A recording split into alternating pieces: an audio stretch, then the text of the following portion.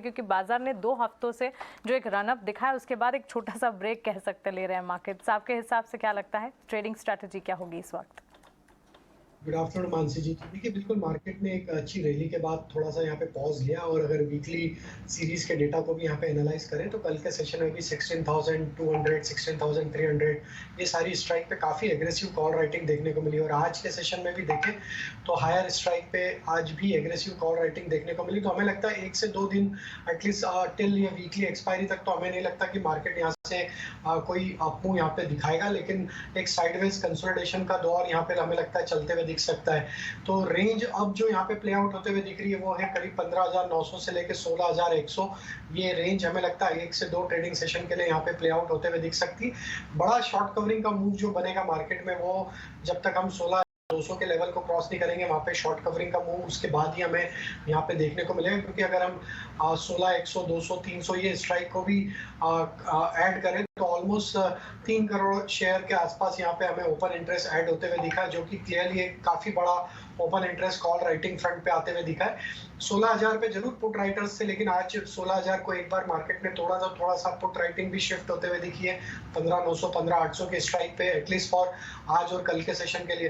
तो हमें लगता है अभी जिस तरीके के सेटअप बने ये 200 पॉइंट की रेंज में मार्केट खेलता हुआ दिखेगा 15,900 से 16,100। बाय ऑन डिप्स की ही रणनीति है, क्योंकि ओवरऑल सेटअप पॉजिटिव है, stock specific sector specific momentum यहाँ पे चालू है। तो हमें लगता है कोई भी डिप मिलती है टुवर्ड्स 15,950 बाइंग अपॉर्चुनिटी होगी, 15,900 के स्टॉप लॉस से बाय करने की सलाह है। तो बिल्कुल स्टॉक स्पेसिफिक बाजार पर फोकस बनाना चाहिए। ऐसे में फिर राजेश जी स्टॉक्स भी बताएं, ट्रेडिंग पिक्स आपकी कौन सी होंगी? तो देखिए, पहला स्टॉक फार्मा स्पेस से आज काफी स्टॉक्स फार्मा स्पेस में अच्छा बाइंग इंटरेस्ट बनाते हुए दिख रहे हैं, और काफी स्टॉक्स में आज शॉर्ट कवरिंग का मूव बना है। इसमें से हम जो स्टॉक यहाँ पे आज रिकमेंड कर रहे हैं वो है डिवीज लैब।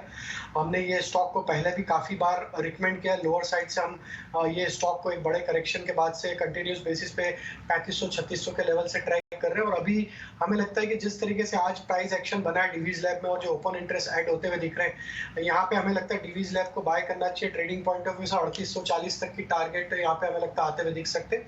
3725 का स्टॉप लॉस रखेंगे। जो दूसरा स्टॉक है वो केमिकल स्पेस से पीआई इंडस्ट्री। अगर ये स्टॉक को यहाँ पे एनालाइज करें तो एक राउंडिंग बॉटम फॉर्मेशन का ब्रेकआउट डेली सेटअप पे होते हुए दिख रहा है। जिस तरीके से स्टॉक अपने 200 डे मूविंग एवरेज को भी क्रॉस करके उसके ऊपर सस्टेन करते हुए दिख रहा है, तो हमें लगता है वीकली सेटअप के हिसाब से अभी अपने प्रीवियस स्विंग हाई की तरफ बढ़ते हुए दिखेगा, जो कि है करीब 3,070 के आसपास। तो हम यहाँ पे इसमें ट्रेडिंग टारगेट दे रहे हैं करीब 3,040 तक के। 2885 के स्टॉप लॉस से पीआई इंडस्ट्री बाय करने की सलाह है। और तीसरा स्टॉक वोल्टास। एक करेक्शन के बाद स्टॉक में अगर हम देखें तो काफी नैरो रेंज में कंसोलिडेशन होते हुए दिख रहा है। करीब 15 से 20 दिन से अगर हम देखें तो स्टॉक एक बहुत ही छोटी रेंज में कंसोलिडेट करते हुए दिख रहा है। आज के सेशन में जिस तरीके से शॉर्ट कवरिंग बनते हुए दिखी प्राइस एक्शन में, आज यहाँ पे एक नियर टर्म कंसोलिडेशन रेंज का ब्रेकआउट भी होते हुए दिख रहा है। तो हमें लगता है वोल्टास को यहाँ पे बाय किया जा सकता है। अपसाइड टारगेट 1030 तक आते हुए दिख सकते हैं। 975 का स्टॉप लॉस रखेंगे। पीआई इंडस्ट्रीज, वोल्टास और डिविज लैब। ऑफ कोर्स आपकी ऑब्जर्वेशन सही है राजेश जी। फार्मा स्पेस की अगर बात करें इस वक्त काफी अच्छा परफॉर्मेंस है, जिसमें Auro pharma, Laurus, Divi's to name a few अच्छी मजबूती के बीच ट्रेड कर रहे हैं। एक्चुअली मानसी काफी दिनों बाद रेडार पे आया ही है। ये एक बहुत ही साइडवेज और बहुत बुरे दौर में चला गया था अपने लास्ट कॉन कॉल के बाद। आज ये रिजल्ट्स के पहले, अब रिजल्ट सीजन के पहले मितेश और रुद्रा भी है हमारे साथ। Rudra, good afternoon. क्या ट्रेडिंग कॉल्स हैं आपके रेडार पे इस समय? Very good afternoon, Ajay ji. Good afternoon to Mansi ji and to all your viewers. Definitely, I want to start today with very best wishes of Guru Purnima to everyone. Also, market has been the biggest learner and guide for me. And also, Nikunj Dalmia sir has been one of the best guides to me. I have followed him for long years. Now, with this wishes, market ko dekha hai to pehla I am very clear till inflation number comes out. As a short-term trader, I don't want to carry any position. I was super bullish in market from 15,300, 500 level. Target was 16,200. We went to 16,250. Abhi inflation data kya aata hai? Definitely I don't know, or most of them have no clues. But yesterday's India CPI inflation data dekha hai to more or less it is on expected line, similar to previous month. And in fact, core inflation has gone up. So even though crude oil has corrected, we have not seen big correction in inflation. And also non-fuel and non-food inflation, if you see, definitely still a spike from last month to current month. So keeping aside all this data, my view is very clear. 15,900 on the lower side is the strong support on Nifty future, और resistance आता है 16,200 से 250. So I don't want to trade this range of 15,900 to 16,250. Wait for the range to break out and then better to take position. But however, medium to longer time frame, my bullish view continues. But as a very short term trader, for a view of about 2-3 days to a week's time, I would rather stay away from market, wait for inflation number to come, and let us allow people who don't understand market and who wants to trade every day, usko thoda kujli rehta hai na, let them all trade, and we will stay away as a professional waiting for this range of 15,900 to 16,250 to break and then take position. I have one long call and one short call in this market because for me, trading in this range is totally confusing. So I'll be stock specific. Z is one stock which is giving lot of chart patterns में accumulation patterns are there. Risk reward बहुत अच्छा है. Even in a negative market, Z is holding very strong. Open interest addition is also seen in future, which is very positive. And current price and any dips to 215, 220 will be a great buy on Z.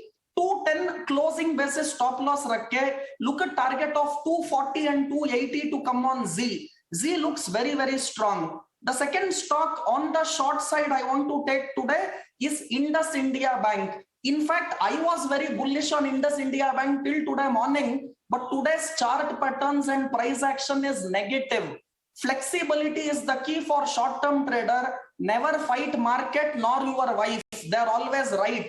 So I want to go short on India Bank. 830 is now the resistance which was acting as support before. Any rise to these levels, I will be a seller. I will keep a stop loss at around 835 and look at targets of 770 on Indus India Bank. And one more stock on the long side which I like is Sun Pharma. Sun Pharma again is showing lot of strength. Repeatedly again I am recommending for a positional long trade.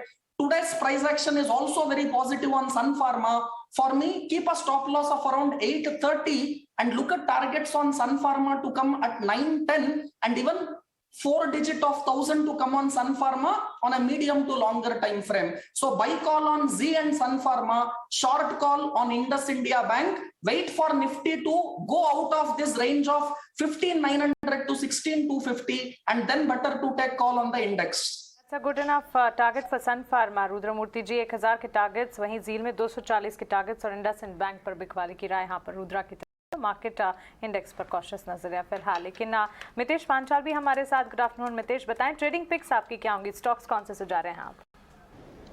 Good afternoon. आपको पता है कि हम system और method पे काम करते हैं तो इतना शॉर्ट टर्म व्यू नहीं ले पाते, लेकिन बेस्ड ऑन द सिस्टम और मेथड एग्री पैक जो है वो सरफेस पे आया है और दो स्टॉक्स एग्री पैक में से बहुत ही स्ट्रांगली अपमूव के लिए रेडी है अगले 3 से 6 और 9 महीने के लिए।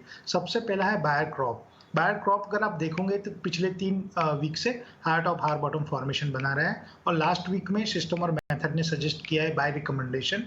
तो हमें लग रहा है कि बायर क्रॉप जो है वो अभी नई ट्रेडिंग रेंज में एंटर होने के लिए रेडी है और ये जो स्टॉक है बहुत लंबे अरसे से अंडर परफॉर्म किया है।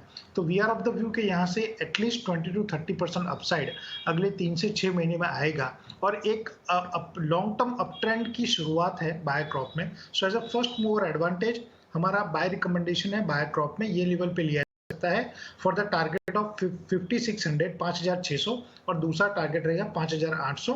अगले 3 से 6 महीने में बहुत ही बड़ा मूव ये स्पेस में हमको देखने के लिए मिलेगा। दूसरा है रैलीज इंडिया। रैलीज इंडिया को भी आप देखें तो बहुत ही लंबे समय से वो अंडर परफॉर्म रहा है और सिस्टम और मेथड के हिसाब से अभी एक नया ट्रेंड रिज्यूम हुआ है ये स्टॉक में। तो हमें लग रहा है अगले 3 से 6 महीने में बहुत ही एक अच्छी सी स्ट्रेंथ रैलीज इंडिया में भी आपको देखने के लिए मिलेगी।